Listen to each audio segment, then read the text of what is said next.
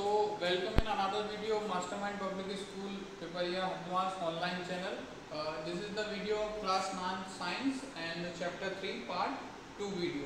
So in previous part we discussed about the law of chemical combination, जिसमें law of conservation of mass और law of definite proportion, ये दो हमने discuss किए. साथ में हमने डाल्टन्स एटॉमिक थ्योरी भी डिस्कस करी. नाउ टुडे हम डिस्कस कर रहे हैं अबाउट द एटम कि डाल्टन ने जो एटॉमिक थ्योरी के थ्रू कुछ कॉन्सेप्ट हमने जो लास्ट वीडियो में समझे थे उनको ध्यान में रखते हुए अपन एटम के बारे में थोड़ा सा डिटेल में नॉलेज लेते हैं. सो एटम की बात करें कि मॉडर्न एटॉमिक थ्योरी के अकॉर्डिंग कि एटम डिफाइन कैसे करते हैं, तो atom is the smallest particle of an element जो कि takes part in a chemical reaction which maintain its identity throughout the chemical और फिजिकल चेन. यानी कि हम कह रहे हैं कि किसी भी एक एलिमेंट का ऐसा सबसे छोटा पार्टिकल जो किसी एक केमिकल रिएक्शन में पार्ट लेता है और वो उस पर्टिकुलर रिएक्शन में पार्ट लेते हुए अपनी आइडेंटिटी मेंटेन रखता है, चाहे वो फिजिकल चेंज के दौरान हो चाहे वो केमिकल चेंज के दौरान हो.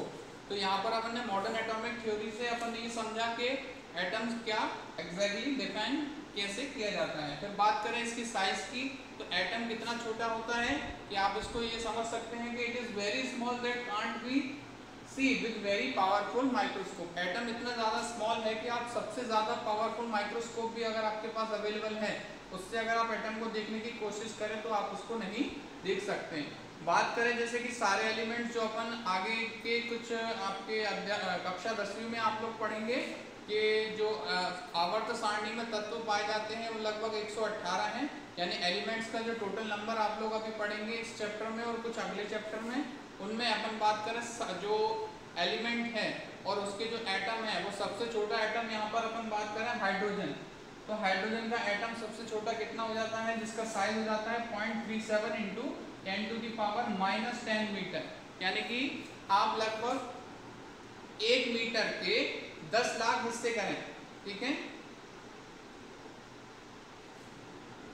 उस 10 लाख के हिस्से में से अपन बात करें तो उसमें उसका साइज आपका 0.000037 कितने मीटर का होगा. तो आप देख सकते हैं कि कैसे एक एटम कितना छोटा हो सकता है कि आप सबसे ज्यादा पावरफुल माइक्रोस्कोप से भी उसको ना देख पाएं. और यहाँ पर अपन बात कर रहे हैं स्मॉलेस्ट एटम यानी हाइड्रोजन की, तो उसका साइज कितना हो जा रहा है 0.37 इंटू 10⁻⁻10 मीटर. तो यहाँ पर आपने देखा कि कैसे एटम को अपन ने डिफाइन किया, उसके साइज के बारे में बात की और साथ में आपने देखा कि एक एटम कितना छोटा हो सकता है. फिर यहाँ पर अपन ने बात करी जो एटम है वो किसी पर्टिकुलर एलिमेंट्स को रिलेटेड होते हैं. तो यहाँ पर अपन एलिमेंट्स की बात करें तो जो टोटल नंबर ऑफ एलिमेंट अपन आगे जा करके आप लोग पढ़ेंगे जो डिस्कवर्ड हो चुके हैं उनकी नंबर लगभग 118 हो जाती है. तो हर एक एलिमेंट को जो है इनिशियली यानी कि पुराने समय में उसको एक सिंबल यानी कि एक साइन दिया गया था. तो आपके बुक में आपको लिस्ट ऑफ एलिमेंट्स मिल जाएगी जिसमें कि पुराने साइंस क्या थे और नए साइंस क्या हैं. तो उस लिस्ट ऑफ एलिमेंट को आप एक बार थॉरली पढ़ें कि किस एलिमेंट का जो नेम क्या है उसको क्या सिंबल अनाउंस किया अलॉट किया गया है ताकि आपको आगे समझने में चैप्टर में आसानी रहे. तो आप बुक में देख सकते हैं टेबल नंबर, बुक में आपके टेबल नंबर 3.1 में आपको कुछ नंबर ऑफ एलिमेंट्स और उनके नेम और साथ में आपको उसके सिंबल्स मिल जाएंगे. तो आप उनको एक बार अच्छे से स्टडी करें ताकि आप जो अपन पढ़ने वाले हैं आगे वो आपको प्रॉपरली समझ में आ पाए. So let's continue with the another topic atomic mass. Now discuss about what is a atomic mass. तो यहाँ पे अपन ने एटम और उसकी बात करी, उसके साइज की बात करी. नाउ उसके मास की बात करते हैं कि एटॉमिक मास क्या हो जाता है, हर एक एलिमेंट का एटॉमिक मास कैसे अपन डिस्कस करते हैं और एटॉमिक मास यूनिट क्या हो जाता है. ठीक है, तो यहाँ पर अपन डिस्कस करते हैं atomic mass unit. So atomic mass की बारे में बात करें तो the mass of an atom of an element is called atomic mass. यानी कि किसी भी एक एलिमेंट के एक सिंगल एटम के मास को अपन क्या बोल रहे हैं एटॉमिक मास. तो जैसा कि अपन ने देखा कि एक एटम को सबसे पहली बात वेरी टाइनी पार्टिकल्स है, सबसे छोटा पार्टिकल है, साइज में बहुत छोटा होता है. तो इतने छोटे पार्टिकल का अपन मास कैसे मेजर कर सकते हैं. तो उसके लिए अपन इन ईयर 1961 IUPAC। तो IUPAC क्या हो जाता है आपका एक अपन कह सकते हैं इंस्टीट्यूशन कह लीजिए इंटरनेशनली, जो कि केमिकल से रिलेटेड जो भी इशू होते हैं, केमिस्ट्री से रिलेटेड जो भी इशू होते हैं उनके लिए आप रिस्पॉन्सिबल होते हैं। इसका फुल फॉर्म हो जाता है international union of pure and applied chemistry, जो कि सिंबल और एटम ऑफ डिफरेंट एलिमेंट आपके बुक में दिए गए हैं। ये किसने बनाए हैं? आपके IUPAC ने ऑथराइज किए हैं। तो यहाँ पर आप देखें एटॉमिक मास क्या हो जा रहा है कि मास ऑफ एन एटम, अब वो एलिमेंट कोई भी हो सकता है, an element is called as atomic mass. ठीक है, तो इन 1961 IUPAC ने एटम के मास के लिए एक यूनिट यानी कि एक तरह से अपन जैसे फॉर एग्जांपल जैसे आप अपना वेट बताते हैं तो नॉर्मली आप अपना वेट या तो किलो में बताते हैं या फॉरेन कंट्रीज में उनको पाउंड में बताते हैं, लेकिन यहाँ पर एटॉमिक मास की जो यूनिट है वो अलग से डिसाइड की गई। तो in year 1961 IUPAC decided atomic mass unit, या शॉर्ट में आप इसको स्मॉल u से भी लिख सकते हैं, to express mass of an atom of carbon 12। तो इस जो एटॉमिक मास यूनिट है इसको कैसे डिफाइन कर सकते हैं आप? यहाँ पर देखिए कि 1 atomic mass unit or U is equal to 1/12 of a single carbon atom 12। तो कार्बन 12 इसलिए लिया है क्योंकि कार्बन नॉर्मली 2 फॉर्म में रहता है, कार्बन 12 भी पॉसिबल है और कार्बन 14 भी पॉसिबल है। तो यहाँ पर जो कार्बन 14 है वो आपका रेडियो एक्टिव हो जाता है, तो उसको अपन काउंट नहीं करते। बात यहाँ पर अपन करते हैं कार्बन 12 की। कार्बन आप देख सकते हैं आपकी जो लिस्ट गिवन है उसमें दिया गया है कार्बन 12 नंबर पे है। सो एक एटॉमिक मास यूनिट या U को आप कैसे डिफाइन कर सकते हैं कि वो एक कार्बन 12 एटम के 12वें हिस्से के बराबर है।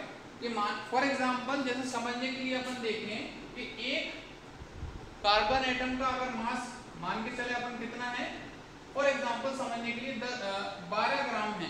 ठीक है, तो एक AMU में अपन उसको 12 से डिवाइड करेंगे तो वो कितना हो जाएगा? 1 ग्राम।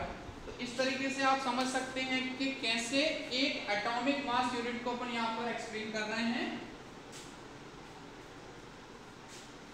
कि एटॉमिक मास यूनिट कैसे डिफाइन कर रहे हैं कि 1/12 of a single carbon atom of carbon 12, जिसको आप किलोग्राम में कितना लिख सकते हैं कि 1 atomic mass unit is equal to 1.66 into 10⁻⁻27 kilogram, यानी कि इतना ज्यादा कम हो जाता है एक सिंगल एटॉमिक मास यूनिट को आप ऐसे डिफाइन करें तो। ठीक है, ऐसे ही आपके बुक में एक सीरीज में आपको अलग अलग एलिमेंट्स के आपको एटॉमिक मास यूनिट में मास मिल जाएंगे, जो आप देख सकते हैं जैसे कि हाइड्रोजन के लिए 1 यूनिट, कार्बन के लिए 12 यूनिट, नाइट्रोजन के लिए 14 यूनिट और ऑक्सीजन के लिए 16 एंड सो ऑन। ऐसे आपके आगे बहुत से एलिमेंट्स के आपको क्या मिल जाएंगे? एटॉमिक मास यूनिट में वैल्यू मिल जाएंगे। तो आप एटॉमिक मास यूनिट की डेफिनेशन अपन बुक में से देख लें एक बार, और एक एटॉमिक मास यूनिट किलोग्राम में कितना होता है, और एक AMU या एटॉमिक मास यूनिट को आप कैसे कार्बन 12 की मास से डिफाइन करते हैं, ये आपको आना चाहिए। Now let's continue with the how do atom exist. Atom जो है वो एग्जिस्ट कैसे करता है उसके बारे में अपन ने डेफिनेशन देख ली, एटॉमिक कंसेप्ट देख लिया, डाल्टन्स थ्योरी देख ली, उसका मास और मास यूनिट देख लिया। ना हम ये बात करते हैं कि एटम एग्जैक्टली नेचर में एग्जिस्ट कैसे करता है, कैसे पाया जाता है। Now let's discuss about how do atom exist. तो as you all know atom is very reactive in nature। तो हम बात करें atom of most of the elements, जैसे जितने भी एलिमेंट्स अब तक एग्जिस्ट करते हैं, जैसे कि 118 हमने बोला, तो उन 118 एलिमेंट्स जो हैं उनके जो एटम है वो नॉर्मली यूजुअली क्या होते हैं? बहुत ज़्यादा रिएक्टिव होते हैं, यानी कि फ्री फॉर्म में अवेलेबल नहीं होते हैं, किसी न किसी के साथ बाइंड कंडीशन यानी जुड़ी हुई अवस्था में पाए जाते हैं। So they do not exist in the free state. जो मोस्ट ऑफ द एलिमेंट के एटम हैं वो सिंगल एटम फॉर्म में अवेलेबल नहीं होते हैं, सिर्फ कुछ नोबल गैसेस जैसे कि only few atoms of noble gases, या फिर अपन कह सकते हैं इनर्ट गैसेस। इनर्ट से मतलब यानी नॉन रिएक्टिव गैसेस, जैसे कि हीलियम, नियॉन, आर्गन, क्रिप्टॉन और जीनॉन। तो ये वो गैसें हैं जो कि नेचर में सिंगल एटम के फॉर्म में मौजूद हो सकते हैं। So chemically they are unreactive and can exist in free state as a single atom। इसके अलावा जो भी एलिमेंट्स हैं उनके एटम या तो किसी दूसरे फॉर्म में अवेलेबल है, तो किस फॉर्म में अवेलेबल है आगे अपन इसी वीडियो में डिस्कस करेंगे कि कैसे एटम एग्जिस्ट करता है केमिकल एलिमेंट के लिए। तो let's continue with the topic. Now बात कर रहे हैं, हमने बात कर रहे थे हाउ डू एटम एग्जिस्ट। तो एटम एग्जिस्ट अपन बात करें, यहाँ पर टू फॉर्म में एटम एग्जिस्ट कर सकते हैं किसी भी एलिमेंट के। या तो एलिमेंट आपके मॉलिक्यूल्स के फॉर्म में अवेलेबल होंगे, और एक चीज आपको यहाँ रखनी है कि एटम्स हमेशा क्या हो जाता है, इलेक्ट्रॉनिकली न्यूट्रल, यानी कि ना तो एटम पॉजिटिव हो सकता है ना ही नेगेटिव, ये इलेक्ट्रॉनिकली कैसा होता है, न्यूट्रल। सो एटम की बात करें कि नेचर में वो एलिमेंट के जो एटम है वो किस फॉर्म में एग्जिस्ट करते हैं, तो या तो वो किसी तरीके के मॉलिक्यूल के फॉर्म में हो सकते हैं, या फिर वो किसी आयन के फॉर्म में हो सकते हैं। तो अभी अपन फिलहाल यहाँ पर जो वीडियो कंटिन्यूशन में अपन देखें कि जो मॉलिक्यूल्स हैं वो क्या हो जाते हैं, और इसी के आगे अपन देखेंगे कि आयंस क्या हो जाते हैं। तो पहले देखते हैं मॉलिक्यूल्स के बारे में। सो मॉलिक्यूल्स क्या है, simply a group of 2 or more atom. एक एग्जांपल लेकर के अपन यहाँ पर थोड़ा सा डिस्कस करते हैं, क्या बोल रहा है कि group of 2 or more atom. जैसे अपन बात करें फॉर हाइड्रोजन, तो हाइड्रोजन का एक एटम और एक हाइड्रोजन का दूसरा atom. So group of 2 or more atom which are chemically bonded with each other. तो यहाँ पर अगर एक सिंगल हाइड्रोजन के एटम को दूसरे हाइड्रोजन के एटम से अपन ने क्या कर दिया है, बॉन्ड कर दिया है, तो यहाँ पर ये क्या बन जाता है, हाइड्रोजन का मॉलिक्यूल। क्या कह रहे हैं कि a group of 2 or more atom which are chemically bonded with each other, यानी कि एटम का एक ऐसा दो या दो से अधिक एटम का एक ऐसा ग्रुप जो आपस में केमिकली बॉन्डेड है, क्या कहलाता है, आपका मॉलिक्यूल के अंदर डिफाइन हो जाता है। फिर साथ में अपन प्रॉपर्टीज की बात करें तो it is the smallest particle of matter not element. Smallest particle of matter अपन ने क्या बोल रहे हैं, मॉलिक्यूल, और स्मॉलेस्ट पार्टिकल ऑफ एलिमेंट अपन ने क्या बोला, एटम। तो यहाँ पर बात करते हैं कि smallest particle of matter that has independence existence, यानी कि जो फ्री फॉर्म में अवेलेबल हो सकता है और shows all properties of that particular substance. ठीक है, तो मैटर का सबसे छोटा पार्टिकल जो कि फ्री फॉर्म में अवेलेबल हो सकता है और उस सब्सटेंस की सारी प्रॉपर्टी शो करता है, वो क्या कहलाता है, मॉलिक्यूल। जैसे अपन बात करें फॉर एग्जांपल वाटर, तो वाटर के हर एक मॉलिक्यूल में आपको हाइड्रोजन के 2 एटम मिलेंगे और ऑक्सीजन के 1 एटम मिलेंगे। और हम देख सकते हैं कि जो प्रॉपर्टीज वाटर की होती हैं वही सारी प्रॉपर्टीज आपको वाटर के एक सिंगल मॉलिक्यूल की भी मिलेगी। तो यहाँ पर अपन वही बात कर रहे हैं कि group of 2 or more atoms जो कि आपस में केमिकली बॉन्डेड हैं वो मॉलिक्यूल को रिप्रेजेंट करते हैं, और मॉलिक्यूल किसी एक मैटर का सबसे छोटा ऐसा पार्टिकल है जो कि फ्री फॉर्म यानी कि सिंगली एग्जिस्ट कर सकता है और उस पर्टिकुलर सब्सटेंस की सारी प्रॉपर्टी शो करता है। तो आगे अपन देखेंगे कि कैसे मॉलिक्यूल्स कैसे फर्दर क्लासिफाई होते हैं। तो यहाँ पर हम बात कर रहे हैं मॉलिक्यूल्स के टाइप की। तो a molecule may have atom of the same और different element, depending upon this molecule can be categorized into 2 categories. पहली हो जाती है होमोएटॉमिक। क्या बोल रहे हैं कि अ मॉलिक्यूल्स मे हैव, मॉलिक्यूल के पास क्या हो सकता है कि जो एटम है वो एक किसी सिंगल एलिमेंट के भी हो सकते हैं या फिर डिफरेंट एलिमेंट के भी हो सकते हैं। तो इसी बेसिस पे अपन देख रहे हैं कि molecule can be classified under 2 categories, that is homoatomic molecule and heteroatomic molecule. Homoatomic molecule कैसे डिफाइन कर रहे हैं कि contains the atom of same element, यानी कि ऐसा मॉलिक्यूल जिसमें जो एटम है वो एक ही एलिमेंट के हों, तो वो कैसा मॉलिक्यूल हो जाएगा, होमोएटॉमिक। और अगर ऐसा मॉलिक्यूल जिसमें कि जो एलिमेंट्स हैं वो अलग अलग हैं या डिफरेंट है, तो वो कैसा हो जाएगा, heteroatomic molecule. So homoatomic molecule containing atom of a same element, and heteroatomic element है जिनको आप कह सकते हैं compounds contain atom of a different element. Example की बात करें यहाँ पर, जैसे आप देख सकते हैं oxygen O2, N2, O3, sulphur S8 और फास्फोरस P4। तो आप यहाँ पर देख सकते हैं जो भी मॉलिक्यूल है उसमें एटम जो है वो सेम एलिमेंट के हैं। तो ऑक्सीजन के मॉलिक्यूल में ऑक्सीजन के एटम है, नाइट्रोजन के मॉलिक्यूल में नाइट्रोजन के एटम है, ओजोन के मॉलिक्यूल में भी यहाँ पर आप देख सकते हैं सारे ऑक्सीजन के एटम है, सल्फर के मॉलिक्यूल में सारे सल्फर के एलिमेंट सल्फर के एटम है, और फास्फोरस के मॉलिक्यूल में फास्फोरस के एटम है। लेकिन वही बात करें हेटेरोएटॉमिक कंडीशन की, मॉलिक्यूल्स की, तो वहाँ पे आप देख सकते हैं डिफरेंट एलिमेंट के आपको एटम देखने को मिलेंगे। H2 में आप देख सकते हैं 2 एटम आपके हाइड्रोजन के हैं और 1 एटम आपका ऑक्सीजन का हो जा रहा है। ऐसे कार्बन डाइऑक्साइड में देखें तो 1 एटम आपका कार्बन का है और 2 एटम आपके ऑक्सीजन के, यानी कि ऐसा मॉलिक्यूल या कंपाउंड जिसको अपन बोल रहे हैं जिसमें कि एक से ज्यादा एलिमेंट के एटम मौजूद हो, वो क्या कहलाता है आपका हेटेरोएटॉमिक मॉलिक्यूल। फॉर एग्जांपल आप देख सकते हैं water, carbon dioxide, sodium chloride और कैल्शियम कार्बोनेट। यहाँ पर आप देख सकते हैं कैल्शियम का एक एटम है, कार्बन का एक एटम है और ऑक्सीजन के 3 एटम है। तो ऐसे मॉलिक्यूल जिसमें एक से ज्यादा एलिमेंट के एटम मौजूद है वो आपके हेटेरोएटॉमिक कैटेगरीज में आ जाते हैं।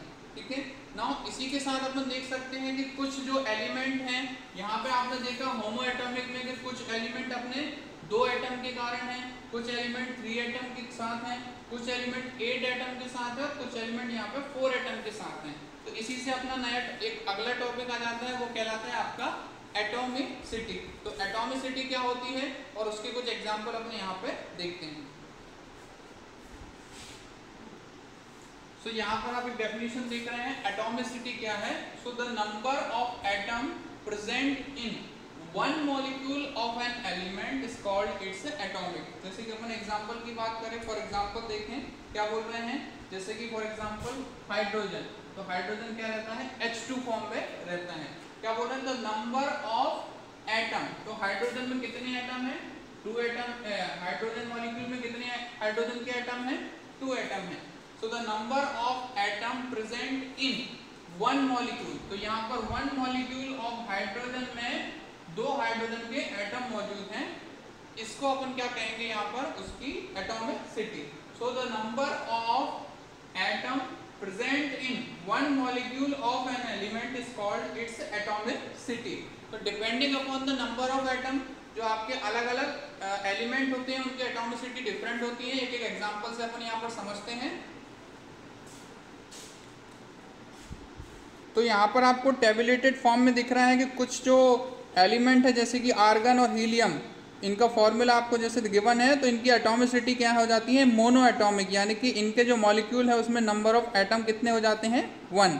ऐसे ही ऑक्सीजन, हाइड्रोजन में और नाइट्रोजन में आप देख सकते हैं कि एक मॉलिक्यूल में कितने एटम हो जाते हैं 2, तो ये हो जाती है डाया एटॉमिक कंडीशन। फिर ऐसे ही आप देखें फॉस्फोरस में एक मॉलिक्यूल में 4 फॉस्फोरस के एटम मौजूद हैं, तो ये हो जाती है टेट्रा एटॉमिक। और इससे ज़्यादा अगर किसी एलिमेंट में उसके एटम मौजूद होते हैं, जैसे फॉर एग्जांपल आप देख सकते हैं सल्फर में एक मॉलिक्यूल में 8 सल्फर के एटम मौजूद हैं, इसलिए इसको अपन पॉली एटॉमिक कैटेगरी में रख देते हैं। तो ऐसे ही आप देख सकते हैं अलग अलग एलिमेंट की मॉलिक्यूलर कंडीशन के अकॉर्डिंग अपन उसको लेबल कर सकते हैं, या तो वो मोनो एटॉमिक हैं, डाया एटॉमिक हैं, टेट्रा एटॉमिक है या फिर पॉली एटॉमिक कंडीशन मौजूद है। तो इसी में आप आगे अपन देखेंगे एटम के एग्जिस्टेंस में हमने देखा कि एटम में एग्जिस्टेंस में हमने देखा कि जो एटम्स है वो या तो मॉलिक्यूल्स के फॉर्म में है या दूसरा आयन के फॉर्म में है।